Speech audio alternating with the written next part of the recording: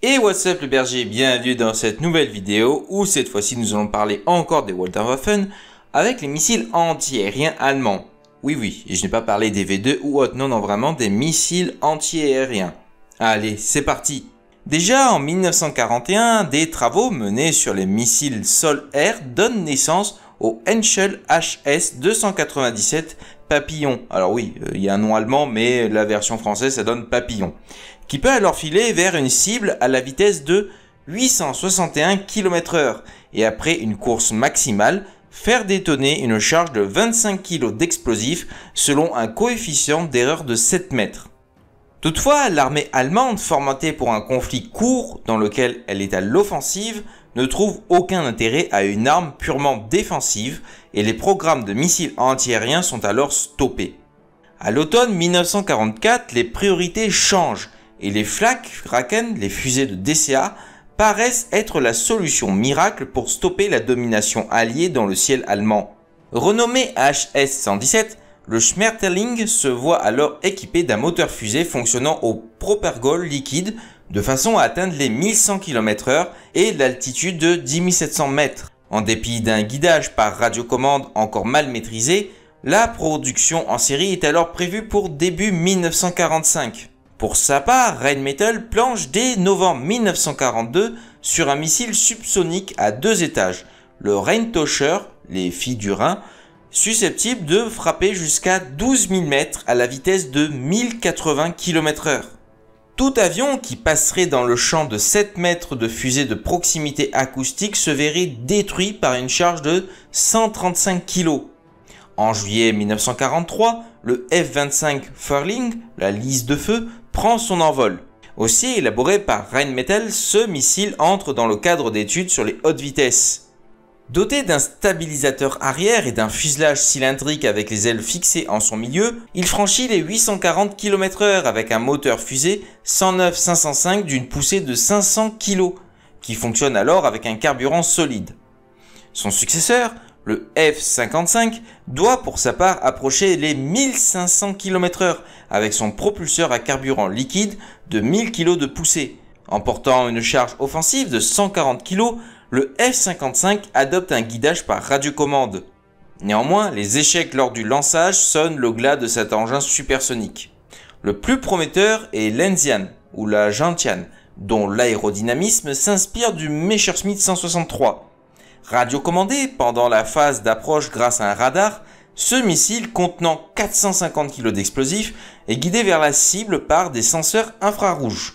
La poussée initiale est assurée par son moteur Walter RI-10B à carburant liquide, puis lorsqu'il se dirige vers sa cible à la vitesse de 807 km/h, 4 fusées d'appoint Schmedding 109-533 lui permettent de le rattraper jusqu'à une altitude de 15 850 mètres. En août 1944, les premiers essais obtiennent des résultats satisfaisants et la production en série commence début 1945 avec 60 exemplaires disponibles, mais les Allemands n'ont pas le temps de les utiliser. Des variantes améliorées sont alors étudiées, notamment pour augmenter la vitesse jusqu'à 1224 km/h.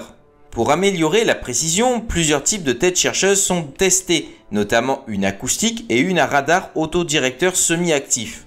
Développé sur le site de Peenemünde en décembre 1944, le programme Wasserfall, Cascade, se révèle en avance sur son époque par la technologie employée. Son caractère ambitieux se traduit par les chiffres d'assemblage envisagés. Avec une portée maximale théorique de 48 km, 5000 missiles par mois seraient alors venus alimenter 300 batteries à même d'assurer la défense aérienne du pays. Ainsi, reprenant certaines caractéristiques du missile balistique V2, il adopte un lancement vertical. Après 6 secondes de vol à 2272 km/h, un radar positionné au sol prend en charge la poursuite pour le diriger à 900 km/h vers sa cible. Puis à 3 km, un autoguidage infrarouge prend le relais en se verrouillant sur la chaleur des moteurs des quadrimoteurs. Une fusée de proximité réglée sur 10 mètres allume alors les 250 kg d'explosifs. Les essais menés le 28 février 1944 affichent un taux d'échec de 30%, ce qui est raisonnable compte tenu des nouvelles technologies employées.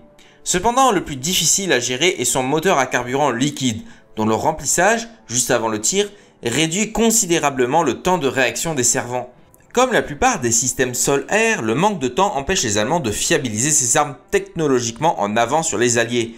Mais si les travaux s'étaient poursuivis à un rythme soutenu après 1941, 3 ans plus tard, beaucoup de ces missiles auraient pu entrer en production. Il en va de même pour les blindés anti-aériens destinés à engager les chasseurs bombardiers.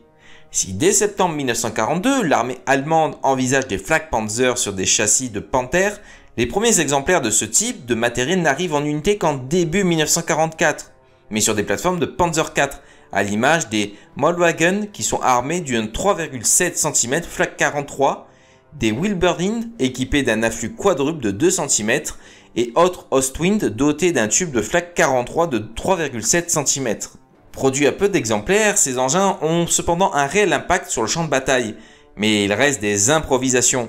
Sur la demande express du Reichsminister Speer et du général Guderian, un projet de char anti-aérien équipé d'une tourelle inspirée de celle installée sur les U-boats, qui sont armés de canons de 3 cm, est alors étudié en janvier 1944. Puissance de feu et protection sont convaincantes, mais sa mise au point est si lente que le Flak Panzer IV Kulbitz ne verra le jour qu'à la toute fin de la guerre. Plus de rationalité, une anticipation des besoins et une bien meilleure concentration des moyens auraient pu permettre de finaliser le Flak Panzer V Goélian. D'ailleurs, il est à noter que les caractéristiques de l'armement du Goélian se rapprochent fortement du Gépard, avec une cadence de tir théorique tournant autour de 500 coups par minute, ou encore un obus explosif pesant plus de 600 grammes. Seule la vitesse initiale des projectiles de 35 mm du Gépard est bien meilleure, mais les performances des avions qu'ils doivent atteindre respectivement ne sont pas du tout les mêmes. Là où un Flak Panzer V Goélian affronte un Typhon filant à 664 km/h au maximum, son successeur doit tenter d'abattre un Sukhoi Su-25 Crash capable d'atteindre les 950 km/h. En dépit de limites technologiques inhérentes à l'époque, le Goélian aurait été un adversaire de poids pour les avions d'attaque au sol alliés. Et voilà les bergers, c'est la fin de cette vidéo. Alors j'ai un petit peu dévié du sujet en parlant des blindés anti-aériens, mais ça reste quand même un petit peu dans le domaine des Wunderwaffen, qui étaient capables justement d'enrayer la domination alliée. Sur ce, si vous avez aimé la vidéo, n'hésitez pas à liker, partager et vous abonner à la chaîne, ça me ferait extrêmement plaisir. Et sur ce, je vous dis à ciao, bonsoir.